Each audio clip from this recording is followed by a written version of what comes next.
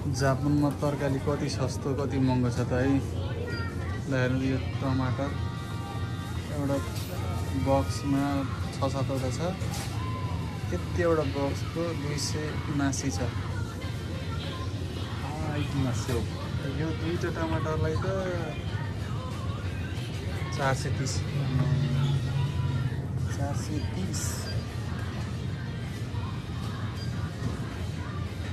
यो चाहिँ जापानको काँक्रो है होइन त? जापानको काँक्रो होइन यो? जापानको काँक्रो। ल यति सानो के गोपी अरे यो? गोपीलाई 214। ल यो काटेको क्याबेजलाई 106 रुपियाँ। हाकुसाई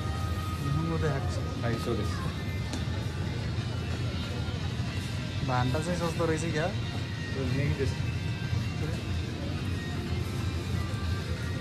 मेगीको 171 त। यसको दाम हेर्नु त 278 छ 5 वटा पिसको। यो आधी बन्दाकोपीलाई 106 रुपियाँ छ काटेको आधी बन्दाकोपीलाई।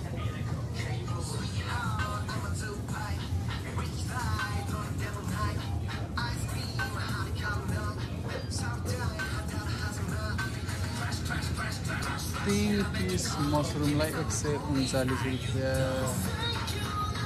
3 पीस।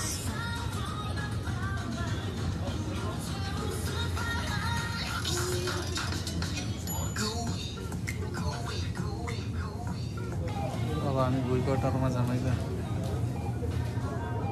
एक पिसलाई 754।